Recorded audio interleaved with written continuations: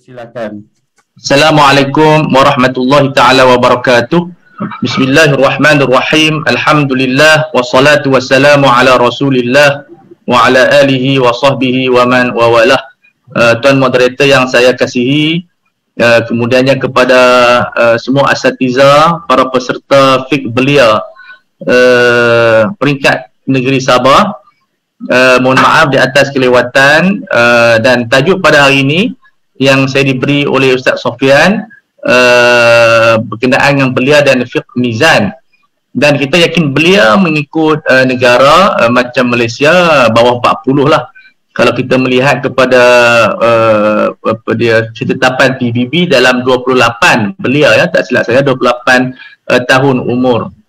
Ala kulli hal, sama ada 28, 30, 40, dia berkongsi kepada tenaga, makna dia umur yang sedang pramatang, belum matang lagi, pramatang. Dipanggil sinul murahaqah. Apabila kita berada di dalam pramatang ini, berdasarkan pengalaman yang kurang, kita tahu anak-anak muda mungkin mereka mempunyai ilmu yang luas dan juga ketahanan mental dan fizikal, tenaga yang luar biasa, sebab kita katakan remaja ini seperti mana berada di puncak matahari, ya, makna matahari yang sedang terang benderang itu. Jadi tenaga kita seperti sedemikian rupa. Apabila kita berada dalam kemuncak semangat untuk melakukan agenda perubahan ataupun semangat untuk melakukan maksiat, pada usia remaja ini dia punya kejahatan dia sangat tinggi risiko, high risk, ya. Dan kalau kebaikan dia pun dia punya high juga, high risk, high profit.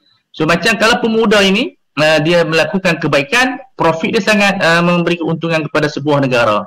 Tetapi bila dia melakukan kejahatan, dia punya risk sangat berisiko dan boleh menjerumuskan sebuah negara kepada kehancuran. Dan fiqh mizan ini menuntut kepada remaja mempunyai dua sayap, dua timbangan supaya dia mengimbangkan ilmu dan juga kekuatan hamasah dan juga ilmu dan juga hikmah.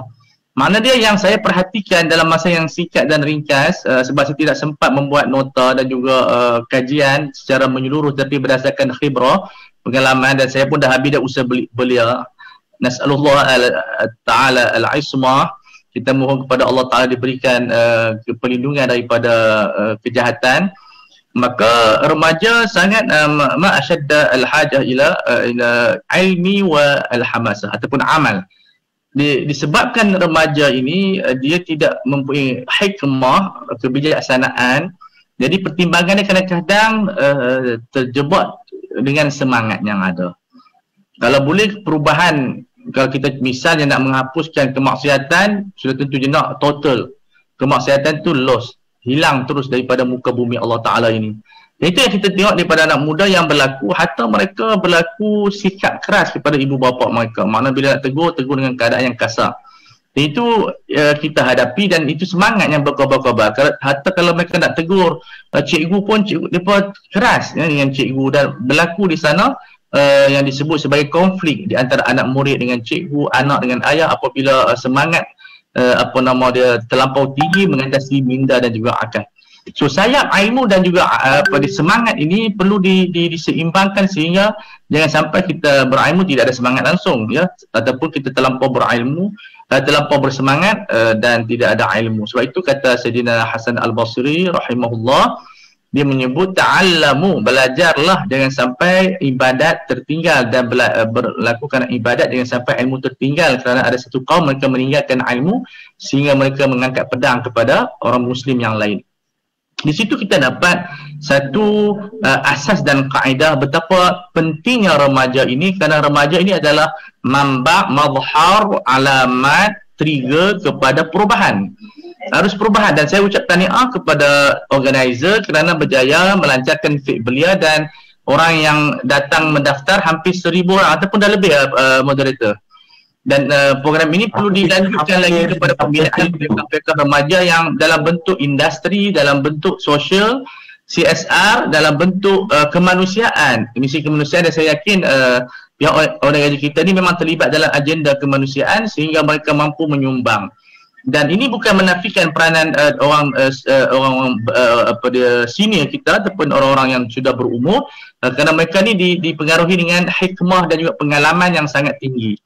Maka pemuda ini yang seperti mana disebut oleh Al-Quran Al-Majid, innahum fityatun amanu bi rabbihim wazidnahum huda. Mereka ni adalah pemuda yang fityah. Fityah ni maksud fata, yang berada di dalam keadaan yang semangat. Sebab itu fatwa itu disebutkan fatwa daripada fityah, sebab dia jelas. So semakin mereka jelas ini, mereka melahirkan satu satu tindakan yang begitu kuat sehingga mereka ni ditambah iman oleh Allah Azza wa Jalla. Maka untuk mewujudkan belia yang seimbang ini perlu kita membina dengan ilmu, bukan hanya dengan semangat. Sebab itu diadakan pusra, diadakan macam-macam istilah yang digunakan, smart circle dan macam-macam. Kita ada program untuk anak-anak muda. Tetapi perlu kita membahagikan anak muda ni kepada pelbagai layer peringkat, kepada orang yang anak muda berilmu, anak muda yang tidak berilmu, anak muda yang sederhana ilmunya, supaya kita dapat mengaktifkan mereka dan mengimplementasikan mereka punya potensi kepada pembangunan negara. Kita menghadapi masalah apabila anak-anak muda kita banyak pengangguran, ya. Di antara fik belia ini, kita mesti mewajibkan mereka menghargai peluang pekerjaan. Kalau kita melihat saya sekarang ni, pengangguran sudah hampir 1 juta dan sudah tentu peratusan remaja lebih banyak daripada peratusan dewasa. Kerana selepas mereka belajar, mereka terpaksa bersaing berbanding dengan orang atas yang mereka boleh pencen sampai umur 60 tahun, jadi mereka selamat. Tapi anak-anak muda ni kerja kontrak dan sebagainya, sudah tentu suara ini perlu diajukan kepada kerajaan, terutamanya di Sabah. Peluang pekerjaan mesti wujudkan, sama ada dalam bentuk kontrak, sama ada dalam bentuk confirmation, dan seumpama dengan dia. Kita tidak penting itu dahulu, tapi perlu kita, kewajipan bagi saya di zaman sekarang ini adalah mewujudkan peluang pekerjaan kepada belia-belia. Kerana dengan bekerja itulah kita mempunyai satu izzah, satu kekuatan. Tak kira lah kerja apa pun, yang penting sama ada dia freelance pun tak apa, tapi dia ada kerja yang dia dapat menanggung keluarga dia sehingga dia mampu membina tamadun. Sebab itu Nabi Muhammad SAW bersabda, talabu kasbil halal faridatun ba'da faridah. Mencari rezeki yang halal itu kewajipan selepas kewajipan sembahyang dan seumpama yang lain. Maka fiqh belia ini menuntut kepada satu pemikiran yang baru, kepada pemikiran membina hadarah, tamadun. Bukan setakat membina negeri, tapi membina tamadun dari sudut aktiviti agama, sosialnya, pendidikannya, politiknya, akhlakiyahnya, hatta kepada pembudayaan. Pembudayaan adalah satu benda yang boleh dibawa kepada remaja-remaja dan belia mengenal semula budaya-budaya tradisional. Contohnya di Sabah kita mempunyai budaya-budaya yang ditinggalkan, yang baik, yang tidak bercanggah dengan syariah. Kita hidupkan budaya di Semenanjung, ada budaya-budaya yang mungkin ditinggalkan oleh nenek moyang kita. Kita perlu dihidupkan dan kita perlu ihyakan dia sehingga mereka menghargai negara ini. Problem yang dihadapi oleh belia, kita berbangga dengan negara lain berbanding negara kita. Walaupun kita ada kekurangan, tapi pride ataupun berbangga dengan negara ini satu tuntutan agama, kerana di situ kita melindungi hak-hak kita. Tak kira lah hak dari sudut pekerjaan. Bila kita sebut right, meliputi pekerjaan, penganutan agama, hak untuk bermustatin, hak untuk mempunyai pemilikan, hak untuk segala-galanya perlu dibahaskan. So itu saya nyatakan fiqh belia ini perlu ditonjolkan dua perkara dalam mizan yang seimbang. Kewajipan remaja dan belia dan juga hak mereka, supaya mereka tahu apa kewajipan mereka terhadap negara ataupun negeri, dan juga mereka tahu hak mereka, apa yang mereka boleh guna hak mereka dalam kitaran patuh syariah dan patuh undang-undang. Nah, di sini kita melihat remaja mampu bersaing dengan baik dengan golongan-golongan dewasa. Sebab itu kata ulama, khairu syababikum man tashabbaha bi syuyukhikum. Sebab remaja kamu, belia kamu yang meniru gaya orang-orang tua kamu dari sudut akhlakiyah, ketenangan dan juga hikmah. Dan remaja kalau dia mempunyai ilmu dan semangat ini, ataupun kita katakan hikmah dan semangat ini, saya yakin kita mampu untuk menjadi influence, orang yang berperanan mempengaruhi orang lain ataupun budaya masyarakat bukan Islam. Dari segi akhlakiyahnya, dari sudut ta'amul dia, interaksi dia yang baik, maklumat dia. Sebab zaman ni zaman ilmu dan zaman akhlak. Perlu ditunjukkan akhlak yang baik di sudut penghormatan, di sudut kesungguhan kita, passion kita, sehingga kita mampu untuk memberi satu sumbangan. Sebab itu Apa yang kita detect daripada remaja-remaja, tidak ada wawasan. Ya, Tuan Moderator, maksud tidak ada wawasan ini yang menjadi satu problem kerana mereka merasakan mereka tidak ada apa-apa. Jadi satu benda yang salah. Setiap orang Allah Ta'ala bagi dia satu ability, kemampuan, potensi untuk dia gila, dan dia tahu apa yang dia buat untuk negara dia. Sumbangan yang kecil tetapi bermakna. Saya bagi contoh anak ibu-ibu yang muda, ya, yang berkahwin, mereka ada anak kecil, mereka mesti plan mempunyai satu rajah yang jelas, world view yang jelas. Anak mereka nak jadi apa? Ya, anak mereka mungkin nak jadi doktor, mungkin nak jadi lawyer, mungkin nak jadi engineer, mungkin nak jadi mufti, mungkin nak jadi polis, mungkin nak jadi tentera, mungkin nak jadi peniaga. Satu picture yang jelas. Kerana kalau mereka hilang peranan, mereka tidak menjaga anak-anak mereka dengan baik sehingga mereka tidak mampu untuk membina sumbangan tamadun. Kalau kita tengok dahulu, ibu bapa walaupun tidak berpelajaran. Saya kenal seorang senior lah, orang yang mempunyai pengaruh yang besar dan orang yang berjaya dalam kehidupan dia. Dia menceritakan bila masa dia kecil dulu, umur dalam belasan tahun, sekolah rendah dan menengah, ayah dia selalu bawa jumpa seorang doktor pakar. Ya, tengok doktor pakar ni dan cuba jadi macam doktor pakar. So, dia dilatih. Dia bawa anak kecil. Akhirnya dia minat jadi doktor pakar. Dan ini sebenarnya amalan-amalan para ulama kita. Daripada kecil, 5 tahun dia bawa jumpa ulama-ulama, kemudian minat jadi ulama. So, itu dalam ilmu psikologi disebut, when you admire one person, your subconscious brain and conscious brain struggle to be like that person. Bila kita minat seseorang itu, kita admire, ya, kita punya minda sedar dan minda bawah sedar kita berusaha untuk jadi seperti orang tersebut. So, itu budak-budak, bila dia minat Superman, dia minta ayah dia beli baju Superman. Bila dia minat Spiderman, dia minta ayah dia beli baju Spiderman. So, idola dan juga qudwah hasanah ini sangat penting untuk kita membentuk minda belia. Sebab belia ni, kalau kerajaan tidak menjaga, dia akan merosakkan. Dua perkara sahaja. Kalau mereka menjadi orang yang baik, beruntunglah sebuah negara. Ni'mal fata.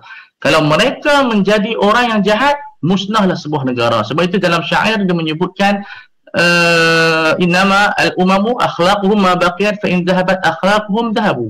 Sesungguhnya pembinaan negara itu dibina di atas dasar akhlak. Kalau hilang akhlak, hilanglah negara tersebut.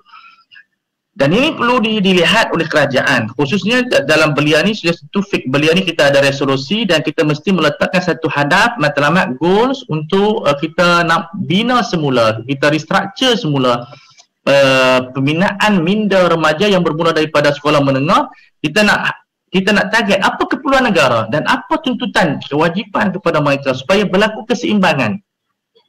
Sudah tentu di sana ada remaja yang gemarkan kehidupan dunia dan ada remaja yang gemarkan akhirat. Dan kita perlukan seimbangkan benda ini. Ya, remaja yang cintakan akhirat dalam masa yang sama dia cintakan kehidupan di dunia. Ahibul haya. Dan dalam Islam kehidupan ini ada dua, kehidupan di dunia dan kehidupan di akhirat. Dan kita cinta dua-dua ini untuk kita jaga kehidupan di dunia ini supaya mendapat kebahagiaan as-sa'adah dan juga sa'adah di akhirat. Dan bagaimana kita nak mendapat kebahagiaan di dunia? Yang pertama kata ulama, Allah Ta'ala kurniakan sahabat yang baik. Yang pertama. Yang kedua, kita suka membaca Al-Quran. Yang ketiga, kita sukakan majlis ilmu. Apabila kita diberikan tiga perkara ini, kita diberikan satu kebahagiaan yang luar biasa. Sebab itu Sayyidina Umar dia kata apa? Laula thalathun ma ahbabtu baqa'a dunya. Kalau tidak ada tiga perkara ini, aku tak suka tinggal di muka bumi ini. Iaitu qiyamul lail, kemudian ikhwan salihin, kemudiannya apa nama dia, satu lagi al-jihad, berjuang di jalan Allah Azza wa Jalla. Maka fiqh belia ini menuntut kepada kefahaman yang mendalam tentang peranan remaja dan juga implikasi remaja di dalam sebuah negara. Bayangkan remaja-remaja yang menganggur, mereka tidak mampu membina pembinaan ekonomi yang menyumbang cukai, yang menyumbang revenue untuk negara, dan negara apabila mendapatkan zakat dan juga cukai, mereka mampu membiayai. Sebab wang yang kita namakan sebagai i'adatul tauzi', redistribution itu penting, ya. Sebab negara memerlukan pendapatan. Jadi apabila remaja belia menganggur, bagaimana kerajaan boleh mendapatkan perbelanjaan dan revenue mereka.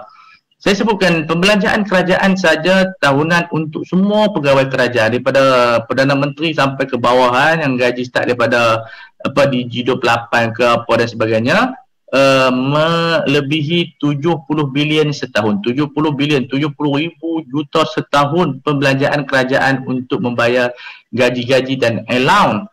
Jadi satu bajet yang sangat besar, perbelanjaan yang sangat besar yang memerlukan kepada revenue. Sebab tu kerajaan dia ada cukainya, dia ada dapatannya, dia ada orang kata apa, pendekatan-pendekatan yang diperlukan.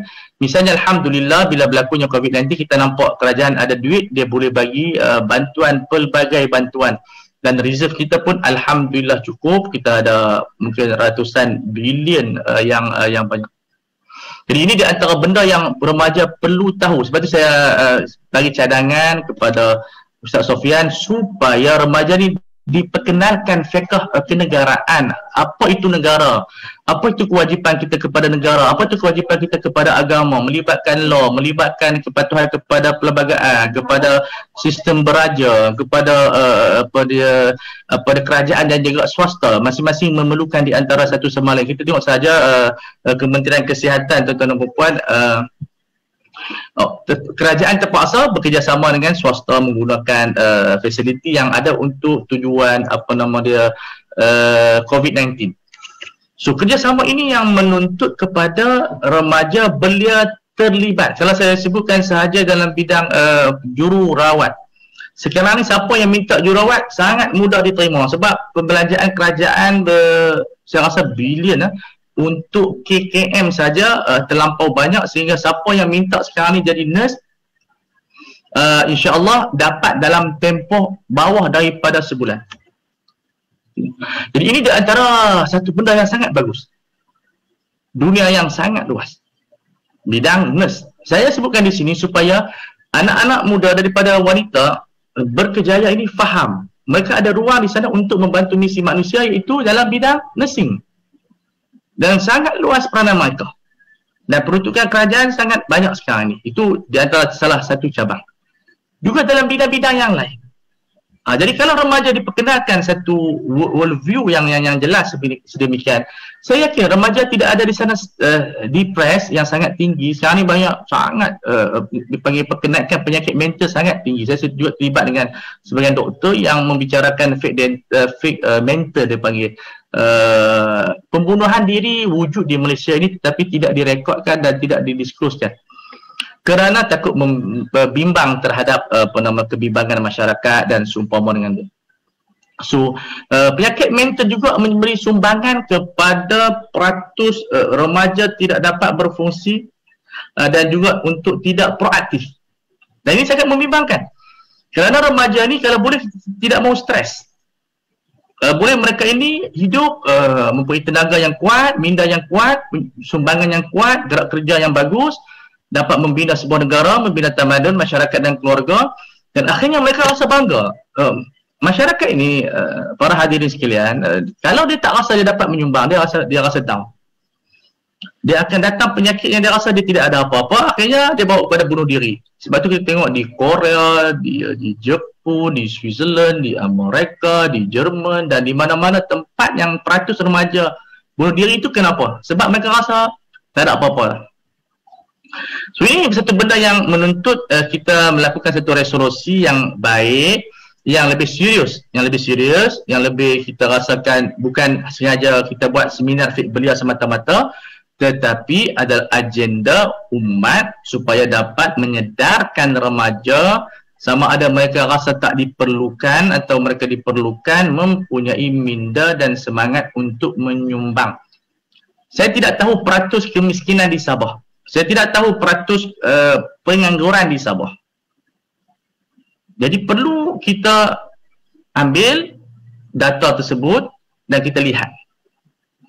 Kerana sebuah negara yang mana banyak pengangguran khususnya daripada remaja dan belia, itu menunjukkan bala yang sangat besar. Bala yang sangat besar. Dan perlu kita bekerjasama dengan kerajaan. Macam mana pembentukan kerajaan? Ini saya cadangkan kepada Ustaz Sofian supaya kita sentiasa bersama dengan gagasan kerajaan dan juga daulah.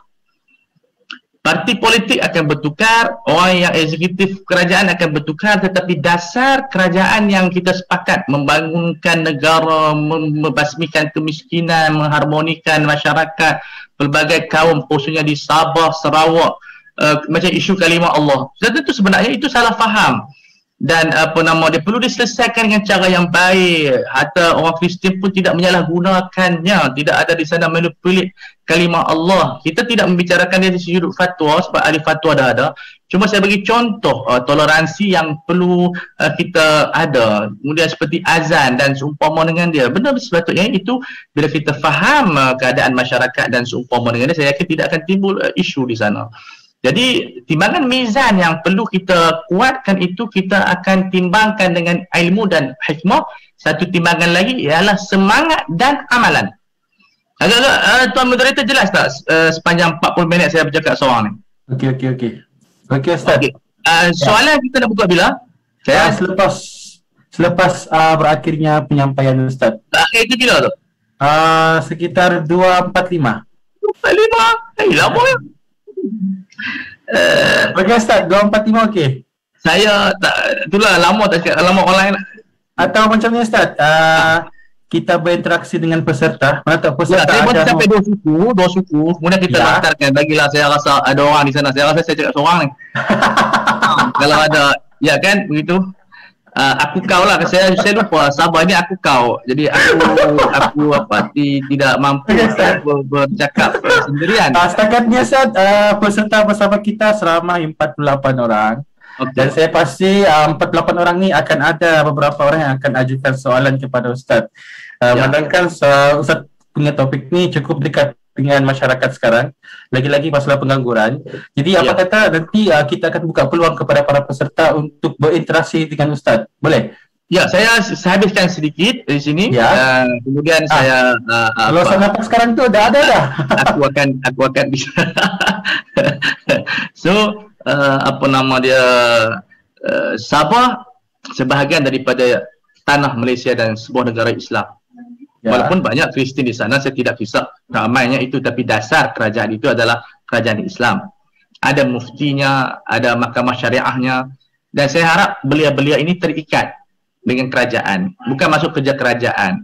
Kalau parti politik itu tak apa, dia nak masuk mana-mana pun saya tidak kisah. Tetapi apa maksud terikat dengan kerajaan? Dasar-dasar yang baik oleh kerajaan kita laksanakan. Jangan banyakkan problem, make it easy. Sebab itu adalah pandangan saya. Sebab kita ada banyak bertukar kerajaan. Jadi kalau kita ini berpegang kepada orang yang bersama kerajaan parti, kita akan pening kepala. Jadi saya tengok Ustaz Sofian, dia ada orang yang faham mesej ini. Tukar kerajaan macam mana pun dia bawa mesej kerajaan.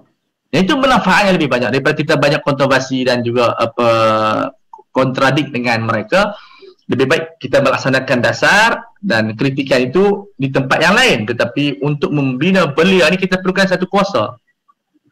Dan punca kuasa itu tidak boleh dapat daripada pembangkang, dapat daripada kerajaan. Okey, bukan bermakna kita meremehkan pembangkang. Pembangkang ada peranan dan sumbangannya. Tetapi kita perlu lebih kepada pembinaan negara. Sebab kita sekarang bukan bersaing. Kita tidak ada persaingan dengan pembangkang atau kerajaan. Kerajaan tidak boleh bersaing dengan pembangkang. Dan pembangkang tidak perlu bersaing dengan kerajaan. Kita tawarkan masing-masing lah. Saya tidak ada politik apa saya nak cerita bagi. Tetapi kita punya saingan kita adalah China, Amerika, negara-negara yang besar. Yang mereka, China telah mengeluarkan vaksin. Dan kita terpaksa belanja berbilion-bilion. Itu satu benda yang menyedihkan, tapi tak apalah. Kalau kita keluarkan kita punya sendiri, mempunyai keupayaan, saya rasa dapat menjimatkan banyak. Ini contoh, bukan makna kita kalau kita nak tunggu kita buat lambatlah, tak sembuh-sembuh kita sekarang ni. Cuma poin dia ialah pelibatan dengan gagasan yang baru, gagasan kerajaan, walaupun bertukar. Katalah sekarang ni akan datang bertukar, tak ada masalah. Kita we don't have any problem with new government. Kita punya dasar begitu. Dasar kita sekarang ni membawa remaja ini tahu peranan mereka, tahu sumbangan ekonomi mereka, sumbangan agama mereka, mengihyakkan masjid, mengihyakkan surau. Saya terlibat sebagai guru takmir di wilayah. Alhamdulillah diterima tahun ini sebagai guru wilayah. Dan kita melaksanakan secara online dan juga pergi kuliah. Sebulan kita menyumbang 9 surau atau 9 ceramah. Maknanya, kalau saya dari bidang agama, saya telah nampak hubungan saya dengan kerajaan, saya dapat menyumbang. Kalau saya tidak bersama dengan kerajaan, okey, sumbangan saya terbatas. Dan di sudut kita di sini, Jawi telah melaksanakan program pondok online. Dan saya sarankan kepada program belia di Sabah supaya adakan pengajian pondok online. Tak nak nama pondok pun tak apalah, letaklah universiti online. Tapi tak boleh, kalau buat universiti kena minta izin kepada Kementerian Pendidikan. Ini contoh. Apa-apa sahaja. Dan saya pun ada markas saya sendiri, markas online Syekh Ali Qradari, kita buat pengajian online. Mana ada banyak benda yang kita boleh fikirkan dan kita duduk dengan orang tua-tua. Itu juga pesanan saya supaya kita selalu berdamping dengan orang dewasa yang senior daripada kita. Kita kutip ilmu dan kita mesti ada mentor. Saya di kehidupan saya sendiri, saya ada mentor. Kalau di peringkat antarabangsa, Syekh Ali Qradari, saya ada di Mesir, ramai Syekh Shaltut, mentor-mentor kita, guru kita lah, maksudnya kita guru merangkap mentor. Kalau di Qatar saya ada Syekh Fadul Murad, dan mereka sangat memberi dan juga begitu minat untuk menolong kita. Di Malaysia saya ada kita ada Datuk Dr. Bakar, saya ada profesor di universiti yang sering kita berdamping dan kita ambil istifadah daripada mereka, mufti-mufti. Alhamdulillah, dengan mufti di Sabah, Datuk Kipli itu adalah guru saya dan mereka sangat baik dengan dia, hubungan kita. Kemudian di Sarawak, Datuk di Sarawak Datuk Kifli, Datuk di Sabah Datuk Allahumma salli ala sayyidina Muhammad Bungsu Aziz. Ya, Datuk Bungsu Aziz. Datuk Bungsu. Datuk Bungsu. Memang banyak program dengan dia. Saya pernah ziarah di rumahnya, Datuk Bungsu, dan juga di Sarawak Datuk Kifli. Dua-dua saya ziarah dan kita mempunyai hubungan yang sangat baik. Dan saya sangat menghormati Datuk Mufti Datuk Bungsu kerana dia seorang mufti yang sangat faham. Saya kagum dengan pendekatan beliau. Tiap-tiap tahun akan turun ke bawah, mengislamkan orang, memberi bantuan kepada masyarakat bukan Islam. Dan saya adalah orang yang menyokong fatwa Datuk Mufti Bungsu yang mengeluarkan fatwa pengharusan perkahwinan bawah umur, walaupun dikritik oleh ramai lawyer-lawyer ini, kerana saya tahu dia orang yang paling faham tentang suasana penduduk Sabah yang remaja-remaja yang banyak melahirkan anak luar nikah, yang banyak mengandung di luar perkahwinan, dan mereka tak ada ibu bapa pun tak peduli dan sebagainya, dan dia kahwinkan dengan prosedur yang betul dan mendapat izin. Jadi banyak dikritik kerana mereka kata budak tidak cukup umur. Bukan masalah tidak cukup umur, tapi mereka sudah terlanjur dan mengandung dan sebagainya, ibu bapa pun tak peduli. Jadi di sana ada keruhsah dan itu tidak bercanggah dengan enakmen dan sebagainya. Sebab saya terlibat dulu setahun setengah dengan civil syarak, dan saya menyokong tindakan Mufti Sabah. Mana dia juga fatwa Sabah yang sangat menarik, itu Mufti Sabah mengharuskan derma daging korban kepada mereka bukan Islam. Ya betul, kalau itu yang saya respon di Facebook dan menyokong fatwa dan menganggap Datuk Mufti telah melakukan yang terbaik, sebab suasana di Sabah, kalau kita tidak menunjukkan toleransi Islam, sudah tentu orang tengok Islam kedekut. Daging korban banyak tapi tak boleh bagi kepada orang bukan Islam. Tak begitu, Tuan Moderator? Ya Ustaz. Ya, itu saya mengikuti perkembangan Sabah. Sebab saya di Sarawak juga, saya terlibat dalam fatwa di Sarawak selama 3 tahun. Saya train berbagai fatwa di bawah jemputan Datuk Kifli, dan kita nampak problem di Sabah Sarawak lain daripada Semenanjung. So ya, isu-isu yang begitu banyak. Jadi saya harap belia pastikan hubungan baik dengan kerajaan, dengan Majlis Agama Islam, dengan Jabatan Mufti, dengan semua majlis-majlis peringkat daerah supaya mereka mampu bergerak dari peringkat agama dan libatkan diri dalam aktiviti CSR, sosial, kemanusiaan dan sebagainya. Di situlah kita nampak Islam akan bergerak berpindah daripada library dan daripada universiti kepada dunia realiti, yang insya-Allah belia akan menjadi belia contoh qudwah hasanah dan akan diingat sentiasa apabila kita meninggal dunia, diingati oleh para legasi kita pada masa yang akan datang, dengan kita menyumbang sumbangan yang tidak ternilai kepada negara yang kita kena sayang. Hubbul watan min iman, walaupun dia bukan hadis, tapi hakikatnya cinta kepada sebuah negara dan tempat yang kita duduk itu adalah sebahagian daripada gambaran dan juga interpretasi daripada iman yang sahih. Okey, saya rasa saya buka soalan kepada hadirin hadirat. Mudah-mudahan ceramah yang ringkas ini dapat memberikan satu minda yang baru, kita dapat bergerak dengan minda yang sahih. Wallahu taala a'lam. Okey Ustaz, terima kasih Ustaz atas perkongsian sebentar tadi. Sekarang ni Ustaz ada soalan daripada Abdul Rahim. Assalamualaikum Tuan Ustaz. Maaf, mohon pencerahan. Bolehkah cara pendidikan di sekolah atau IPT ketika ini diperbanyakkan pelajaran atau motivasi untuk lebih bersiap siaga dengan suasana yang sebenar setelah tamat pendidikan, bukannya lebih untuk lulus peperiksaan saja. Maaf. Ya, itu merupakan dasar kerajaan yang perlu ditambah nilainya. Kita tidak menyatakan sistem pendidikan kita itu tidak bagus. Bagus sebab melahirkan tokoh yang ramai. Cuma kita di-additionalkan lah, kita tambah nilai supaya diberikan gambaran yang lebih kuat dan lebih jelas, tidak ada misleading di sana, kekeliruan. Dasar pendidikan ini adalah untuk membina insan. Yang saya namakan sebagai insaniyah daulah, menginsankan negara ini, term yang digunakan oleh guru saya. Maka itu yang penting sebenarnya, sebab kita tahu tidak akan semua mencapai tahap yang tinggi dalam akademik, tetapi bila mereka sedar peranan mereka, itu yang akan memberikan sumbangan kepada negara. Walaupun mereka itu lulusan diploma ataupun lulusan SPM, tetapi mereka mempunyai satu value yang besar dalam jiwa mereka. Ya. Okey Ustaz, sekarang ni kita akan buka para peserta untuk berinteraksi dengan Ustaz yang mana peserta mungkin ada ingin bertanya terus kepada Ustaz. Jadi para peserta, asalnya ada soalan, kita benarkan.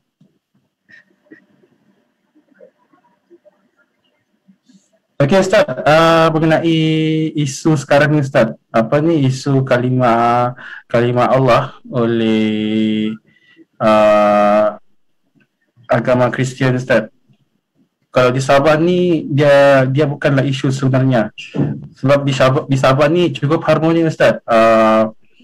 Kalau Ustaz pernah menggunakan jalan laluan darat dari kota Kinabalu pergi Sandakan, Ustaz akan perhatikan adanya masjid, gereja, dan keadaan tersebut tidaklah menjadi isu masyarakat di sini Ustaz. Jadi macam mana Ustaz suasana di Semenanjung Ustaz? Adakah isu ini dia begitu berat atau sebaliknya Ustaz? Sebenarnya isu ini tidak ada isu, tetapi mungkin dimanipulate oleh sebahagian, ya. Sebab kata Al-Imam Muzani, ulama Syafi'i, di antara tanda-tanda sebuah negara Islam mengizinkan gereja dibina. Itu konsep kita. Kita tidak ada problem dengan gereja. Kita ada fiqh yang menjaga gereja, kadar dibuat dan hak mereka untuk dilindungi dan sebagainya. Sebab itu sebenarnya tidak ada isu kalau kita bincang dengan harmoni dan kita dapat memberi hak kepada mereka dan mereka faham hak mereka jangan sampai memudaratkan orang Islam. Itu kalau mereka ada tafahum, ada dual agreement yang baik, dual understanding, itu saya rasa dapat menyelesaikan masalah. Tak ada dalam dunia ni, melainkan fiqh ada jawapan yang baik untuk kita membina satu fiqh ijtimai yang saya yakin Malaysia ni telah terbukti sebenarnya keamanan kita selama hampir 70 tahun dengan dibina dengan baik. Cuma problem itu biasalah seperti ribut dan sebagainya, semua orang ada problem. Jadi ini di antara benda yang kita kena selesai. Problem adalah satu perkara yang mematangkan kita, adalah satu ilmu yang bau kepada kita. Saya dengan problem yang saya ada, saya dapat mematangkan dan dapat ilmu, dapat jawapan. Rupanya saya tidak tahu perasaan pada macam ni, macam mana, macam tu, macam mana. Maka Allah Ta'ala dia bagi kita problem macam isu kalimah Allah. Saya buat kajian macam-macam. Banyak benda yang berlaku dengan PKP ni. Tulisan saya fiqh yang bau. Dulu saya tak pernah terfikir sembahyang jenazah dengan tayamum, sembahyang ghaib dekatlah rumah jiran sebelah, tapi kita boleh buat sembahyang ghaib. Sebab KKM tak bagi sembahyang lebih pada 10 orang, so kita yang dekat-dekat ni sembahyang ghaib je, sedangkan ada di sebelah jiran sebelah aja. So ajaib, setiap musibah yang Allah Ta'ala bagi ni melahirkan puluhan dan ratusan fiqh yang bau. Okey, silakan. Okey Ustaz, soalannya persiapan yang untuk siswa yang pertama belajar ilmu adalah asas, al-ilmu qabla al-amal. Yang kedua berdamping dengan orang yang hebat, itu sangat penting. Mesti ada dialog, mesti kita ada perjumpaan sebulan sekali, 2 bulan sekali dengan pensyarah. Perlu mengambil eksperimen daripada orang dulu, perlu membaca buku sejarah lebih banyaklah. Man arafat tarikh, man arafat tarikh izdada aqlu. Siapa yang faham sejarah bertambah mindanya. So sejarah satu benda yang saya menekankan, mengambil berat. Maknanya sejarah Malaysia, apa dia punya mekanisme Malaysia, apa perlembagaan dia, constitution dia, semua benda kita kena tahu. Dan banyak remaja dah tak tahu sejarah. dan juga tak tahu perlembagaan Malaysia tu macam mana, tidak menghayati perlembagaan dia, Islam sebagai satu agama persekutuan, bukan agama rasmi, agama persekutuan. Dan kemudian agama lain boleh bebas tanpa ada manipulate untuk mendakwa orang lain, kuasa raja, kemudian eksekutif. Benda-benda sedemikian, subhanallah, kalau diberikan remaja satu gambaran yang tidak bersifat pertembungan, saya yakin kita semua boleh berkawan. Saya yakin di sini ada semua parti, ada semua organisasi. Tapi kita boleh bekerjasama dari sudut kefahaman yang baik. Okey Ustaz, soalan seterusnya mengenai isu vaksin Ustaz. Mungkin vaksin? Ya, kan Ustaz, sekejap lagi Ustaz kita akan berada di bulan Ramadan. Ya. Mungkin Ustaz boleh bagi pendapat mengenai isu ini Ustaz. Ya. Vaksin adalah satu kewajipan syar'i yang disebut dalam bahasa Arab al-aqaqir, makna ubat cegahan yang ma la yatimul wajib illa bi wajib. Dan itu kewajipan kerajaan, dan saya telah banyak diterangkan dalam Astro, dalam RTM, di TV3, dan kita ceramah, ceramah lah dengan hospital tentang vaksin. Dan saya yakin orang yang anti vaksin pun tak lama pun dia pergi vaksin jugalah. Sebab siapa yang ada sijil vaksin itu, sertifikat, dia boleh lintas negeri. Jadi ini di antara kita katakan movement yang tidak bagus. Sebenarnya kita mesti membina sifat kenegaraan. Makna dia benda yang baik daripada negara itu kita guna, yang buruk kita tegur. Negara adalah milik kita bersama. So bila kerajaan dia belas kewajipan vaksin, why kita nak pergi menentang? Kerana Amerika telah turun peratus jangkitan orang yang kena COVID. Di Britain pun dah kurang, di Iran pun kurang. Berdasarkan kes yang berlaku itu, kita pun sekali kita berkurang, dan alhamdulillah. Tapi yang menjadi masalah, masih ramai yang belum mendaftar. Itu di Johor terpaksa Sultan pun minta rakyat daftar. Saya pun tak faham kenapa tidak mau daftar. Dan ini menyukarkan pihak berkuasa untuk nak memudahkan urusan dan juga suntikan. Jadi kita harap vaksin ini tidak menjadi satu isu, sebaliknya dia adalah satu solusi. Ya, okey. Solusi.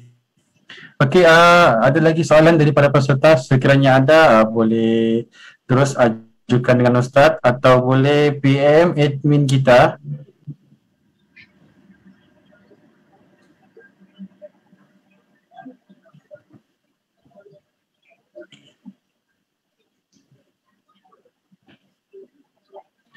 Mungkin Ustaz, daripada saya sendiri Ustaz, mengenai aktiviti sukarelawan Ustaz dalam membantu asnaf, pada masa yang sama keutamaan keluarga sendiri terabai Ustaz. Bukan disengajakan, tapi kadang-kadang terlupa kesibukan mengatur organisasi, lain lagi diri sendiri Ustaz sana sini menyantuni asnaf, tapi sehingga terlupa Ustaz keluarga sendiri untuk disantuni. Ya, itu di antara kesilapan kita yang terlibat dalam organisasi. Kita tidak menyediakan wang yang cukup untuk ahli keluarga. Ini kita nasihat pada diri sendiri dan juga pada semua, supaya kita mempunyai kadar yang minimal lah untuk anak isteri di rumah, supaya mereka tidak minta sedekah. Yang jadi problem bila kita terlibat dalam bidang masyarakat, kita serah anak didik kepada masyarakat sehingga mereka tak makan dan minum. Dan ini yang menjadi satu benda yang bercanggah dengan syarak. Sebab kita perlu menyediakan makan minum kepada mereka, nafkah. So apabila kita nak terlibat dalam masyarakat, kita mesti ada kiraan yang tepat. Berapa banyak yang diperlukan, kadar yang diperlukan, sehingga anak-anak dapat makan, isteri dapat makan, dan itu saya rasa tak ditolak oleh mana-mana agama. Itu di antara orang kata prasyarat untuk kita terlibat di dalam aktiviti sosial ni. Kalau kita pergi keluar rumah tak tinggal duit, macam mana? Tapi bukan perlu pada kemewahan, tetapi makan minum dia, dan itu tanggungjawab kita menyediakan makan minum. Dan itu kewajipan syar'i ya. Jadi saya nasihatkan pada saya dan pada semua supaya kita apa-apa pun duit keluarga perlu ada portion yang tak boleh dikacau. Maknanya itu kita kena save, kita kena jaga. Yang lain kalau ada additional tambahan pendapatan, baru kita guna untuk aktiviti di luar. Sebab kadang-kadang tu keseronokan berbelanja kepada orang sehingga melupakan tanggungjawab kepada keluarga. Itu kalau kita tak jaga keluarga dengan nafkah dan sebagainya, jadi takkan kita nak minta orang bagi duit kat anak bini kita. So itu bercanggah dengan syariat. Okey. Okay, Ustaz, kita masih lagi sekiranya ada soalan daripada peserta sebelum kita mengakhiri perkongsian daripada Ustaz untuk berjalan dan juga ada dalam warna, masya-Allah. Assalamualaikum Ustaz. Assalamualaikum warahmatullahi. Dengar Ustaz? Saya Muhammad Hasif Muhammad Serin daripada Ustaz Kedah. Saya ambil kesempatan ni lah nak tanya pada Ustaz, sebagai pelajar PT dengan pembelajaran yang agak singkat bagi setengah orang dalam tempoh 3-4 tahun ni, apa pencapaian ataupun objektif yang patut dia letakkan di hadapan supaya apabila dia keluar daripada universiti dia dapat bagi sumbangan melalui bidang dia sendiri, dan apa dorongan daripada Ustaz supaya kami ni sebagai belia supaya lebih termotivasi untuk sambung pengajian yang lebih tinggi dalam bidang masing-masing. Ya, bila kita kenali potensi kita di mana, sebab saya tak nak galakkan ataupun semua orang dapat jadi pakar, ya. Saya lebih suka kepada kemampuan dan minat. Jadi dia minat apa dan kemampuan dia di sudut duit dan seumpama dengan dia. So yang penting dia kena ada dalam diri dia, aku adalah insan yang menyumbang. Itu saja. Saya perlu menyumbang. Saya daripada kecil ayah saya ajak supaya kita menyumbang. Sedikit pun tak apa. So, sampai ke ketua ni dia menjadi satu perkara yang kalau kita tak sumbang tak boleh. Create lah. Kadang saya buat kelas dengan kawan saya 2 orang je. Buat ajak mereka main rumah, buat di rumah baca kitab. Mudah-mudahan kita ajak mereka dapat menyumbang lebih besar. Jadi itu yang kita kena kenali potensi. Saya tak ada nak suruh orang semua jadi pakar, sebab itu satu benda yang suka. Tapi kalau dia ada kemampuan dan ada minat, itu kena ada mentor. Pastikan ada mentor dalam kehidupan kita. Di Sabah ada tokoh yang begitu banyak, jadi ziarah banyak mufti. Itu di antara dorongan, dan mufti-mufti seronok anak-anak muda berdamping dengan mereka. Kadang-kadang timbulnya pandangan, adakah anak muda ni tak boleh berkawan dengan mufti ataupun mereka tidak boleh join program-program mufti. Dan saya ajak anak-anak muda supaya mereka ini sentiasa memberi sokongan kepada sahibus samaha dan menyokong segala gerakan dia yang baik. Jadi di situ akan ada satu ligation yang menarik, ya. Okey. Okey, ada lagi daripada peserta sekiranya ingin bertanya dengan Ustaz Tawas mengenai tajuk kita pada slot ini, iaitu fiqhul. Okey, kalau dah habis saya nak minta maaf lah kalau kelewatan, dan saya harap ada manfaat daripada program ini, dan saya doakan supaya organizer yang terlibat, Sofia dan rakan-rakan berjaya, dan insyaAllah akan create. Saya pun rindu sandakan, lama tak beri sandakan melihat pemandangan laut yang sangat cantik. Mudah-mudahan Allah Ta'ala temukan kita secara fizikal setelah mana kita berada di alam maya ini setahun. Okay, Ustaz. Terima kasih Ustaz. Maafkan ada apa-apa kekurangan. Ya. Okey Ustaz, terlebih dahulu Ustaz pihak penganjur mengucapkan salam takziah kepada Ustaz atas ujian kebakaran yang Ustaz lalui pada hari Jumaat yang lepas, dan juga selaku pihak penganjur kami ucapkan jutaan terima kasih atas Ustaz melapangkan masa bersama kami bagi menjayakan. Saya minta maaf, sepatutnya jadual saya semalam, tapi saya ada ujian sedikit, saya tak sempat nak masuk. Jadi terima kasih pada organizer sudi untuk jadual siapa yang menggantikan tempat saya pada 10 pagi semalam. Saya ucap terima kasih banyak-banyak kerana memberi kerjasama, kerana keadaan saya tidak dijangka berlaku. Ya, terima kasih pada semua. Assalamualaikum warahmatullahi wabarakatuh. Waalaikumsalam warahmatullahi wabarakatuh. Ustaz, kita boleh ambil gambar ke Ustaz? Ambil gambar Ustaz, ambil gambar dengan ambil gambar. Okey. Nasibnya tak tekan lift meeting je. Okey, kiraan 5 Ustaz. Okey. 1 2 3 4 5. Okey Ustaz, terima kasih Ustaz. Jumpa lagi. Pakai jubah buruk tak apa lah? Tak apa Ustaz. Nak pakai handsome juga Ustaz. Jubah 15 tahun ni. Okey Ustaz, jumpa lagi Ustaz. Assalamualaikum. Waalaikumsalam warahmatullahi wabarakatuh.